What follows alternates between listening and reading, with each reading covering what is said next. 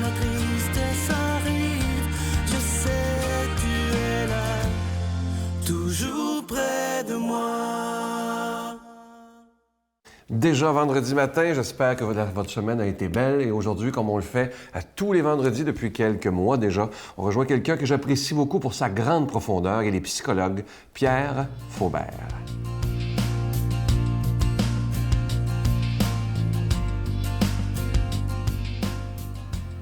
Bonjour, bon matin, bon vendredi. Ce matin, j'ai envie de vous parler de l'importance du face-à-face.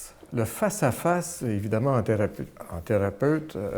que thérapeute, il m'est absolument important de rencontrer les gens et de les voir et qu'eux me voient. C'est-à-dire que nous ayons véritablement un contact et on sait que le contact visuel est très important.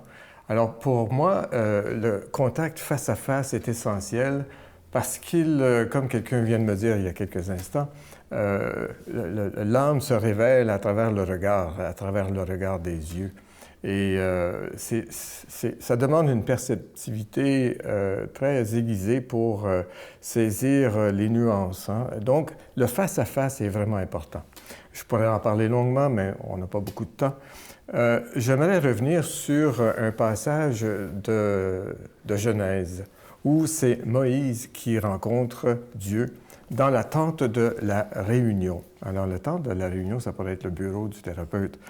Moïse prenait la tente et la plantait pour lui hors du camp. Il faut aller hors du camp. Il faut se séparer de cette vie quotidienne, parfois troublante, parfois tellement rapide que nous nous perdons dans cette vitesse-là qui nous dépasse. Et donc, cette tente est à l'extérieur du camp. Et je passe quelques paragraphes là ici pour dire que Yahvé, et je lis le texte, conversait avec Moïse face à face, comme un homme converse avec son ami.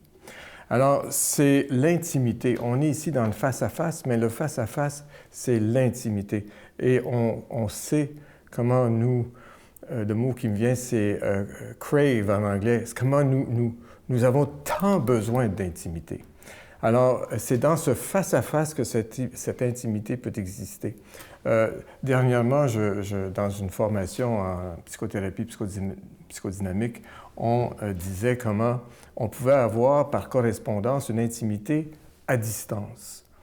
Je me demande jusqu'à quel point c'est possible d'avoir une intimité à distance. Je réfléchis avec vous là-dessus, mais une chose pour moi est essentielle, c'est-à-dire qu'il faut que nous ayons une relation qui soit une relation de face à face. Dans un des psaumes, on lit « Mon âme a soif de Dieu, du Dieu vivant.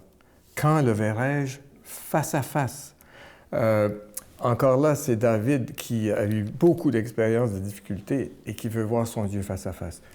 Le face à face, c'est la rencontre dans l'amour. Bon vendredi, bon week-end.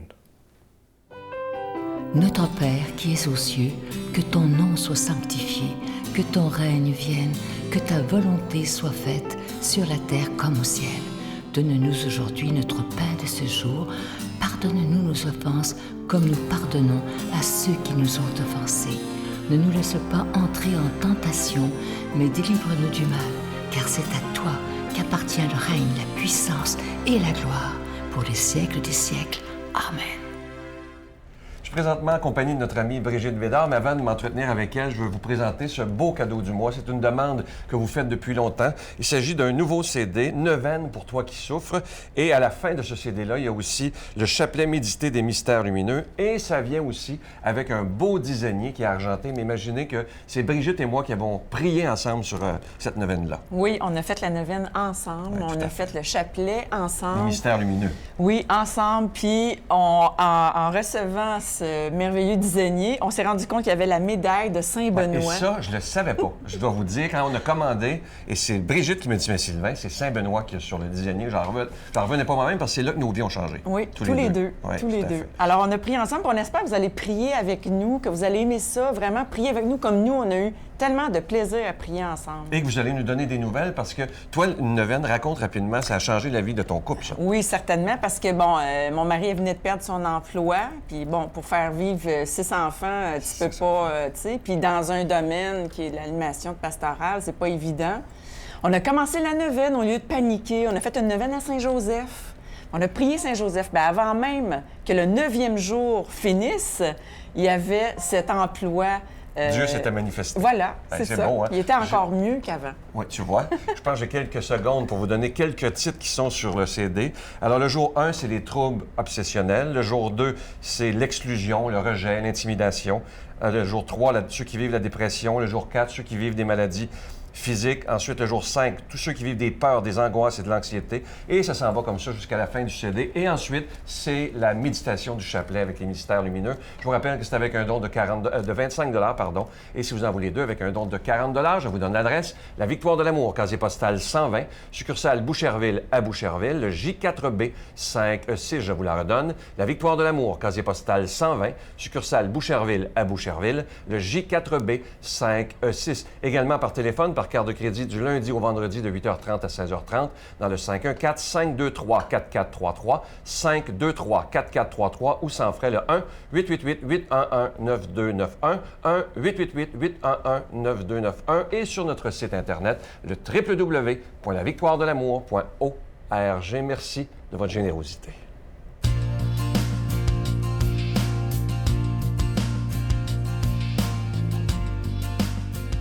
Mon Dieu, donnez-moi la sérénité d'accepter les choses que je ne peux changer, le courage de changer les choses que je peux et la sagesse d'en connaître la différence.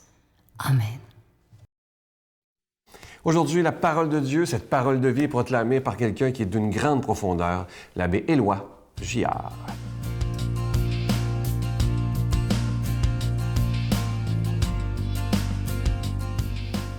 Bonjour, chers amis. En ce 6 mai, je suis heureux de vous saluer. Nous sommes encore dans le temps des semences, un temps plein de promesses de vie. Et accueillons cette parole de l'Évangile de Jean comme une promesse d'une vie nouvelle qu'on n'aurait peut-être pas soupçonnée en nous. Alors, c'est du chapitre 16 de Saint Jean. À l'heure où Jésus passait de ce monde à son Père, il disait à ses disciples, « Amen, amen, je vous le dis, vous allez pleurer et vous lamenter, tandis que le monde se réjouira. Vous serez dans la peine, mais votre peine se changera en joie. La femme qui enfante est dans la peine parce que son heure est arrivée, mais quand l'enfant est né, elle ne se souvient plus de son angoisse, dans la joie qu'elle éprouve du fait qu'un être humain est né dans le monde. Vous aussi, maintenant, vous êtes dans la peine, mais je vous reverrai, et votre cœur se réjouira, et votre joie, personne ne vous l'enlèvera. En ce jour-là, vous n'aurez plus à m'interroger. » Il y a quelques mois, j'ai présidé un baptême, et les parents m'ont raconté quelque chose de sympathique, finalement. Figurez-vous donc que c'était leur deuxième enfant, une deuxième petite fille. Et ça avait été très facile à la première, en tout cas relativement facile par rapport à d'autres. Ça avait été assez rapide, l'accouchement. Et à l'hôpital, bien sûr, ils leur ont dit ce qu'ils savaient déjà. Si vous en avez un autre ou une autre enfant, aussitôt que les premiers symptômes se présentent, vous vous précipitez à l'hôpital, ce qu'ils ont fait.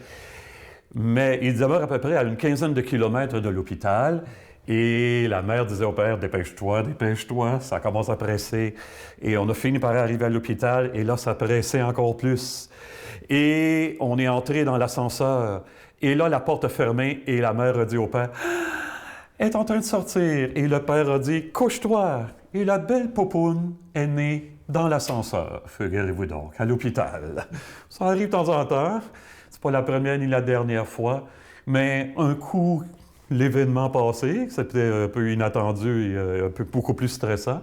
Mais un coup, l'événement passé, on est heureux de la tournure des choses, finalement. On l'aime encore plus à cause de ça.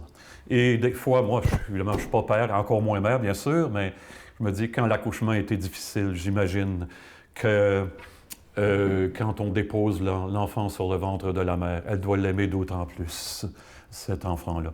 Moi, je n'ai pas d'enfant, mais vous savez, j'ai des neveux et des nièces et j'ai un très, très bon ami qui a eu un enfant. Et il n'a plus de père ni de mère, lui, puis il me considère comme le grand-père de son fils. Et j'aime cet enfant-là. J'imagine s'il était de mon sang.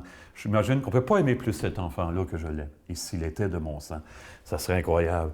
Et donc, Jésus se sert de cette image-là pour des disciples qui sont désemparés et qui sont tentés de tout lâcher. On est à la veille de la mort de Jésus.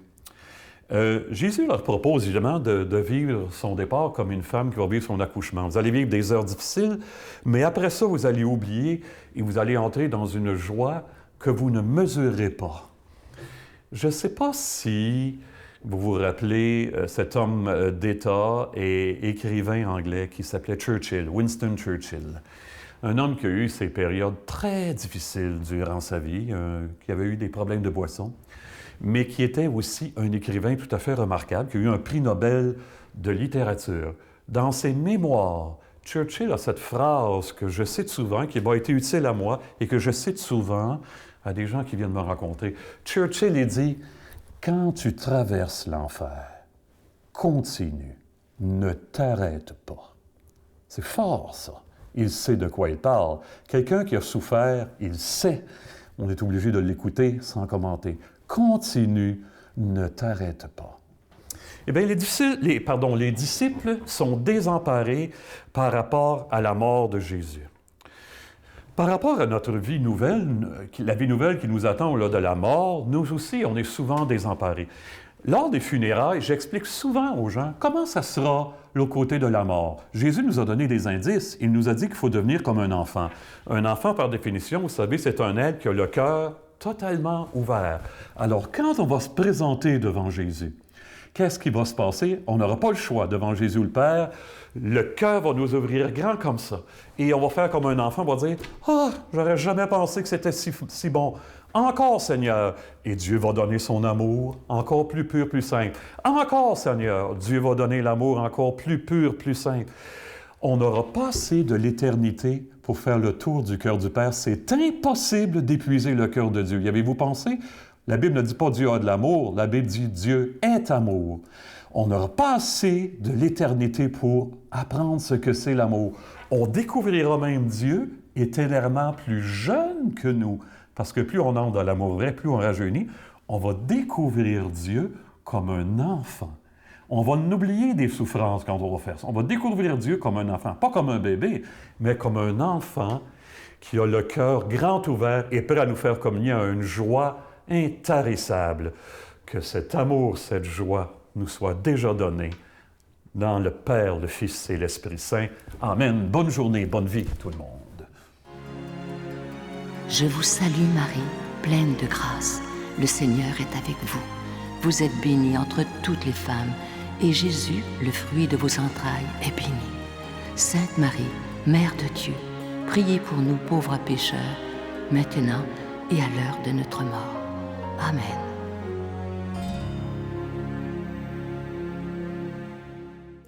Je vous invite à ne pas manquer l'émission de ce dimanche, comme toujours à 5h30 le matin ou à 12h30 sur le réseau TVA. Pour la fête des mères, ça va être des beaux moments, je vous le dis. Maman Dion et sa fille Claudette. Vous allez voir que Maman Dion et Claudette, qui est absolument magnifique, qui va nous chanter une belle chanson aussi.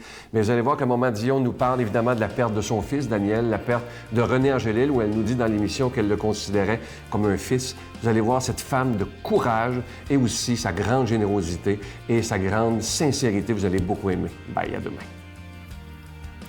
Quand on faisait la vaisselle, maman, oui. tu nous disais que pour bien s'entendre, ben, il faut chanter, danser et pardonner. Je m'ennuie de tout ça, maman. Je t'aime. Moi aussi. Ça, vous allez me faire pleurer. Ça, là. Oui, là, toi, là.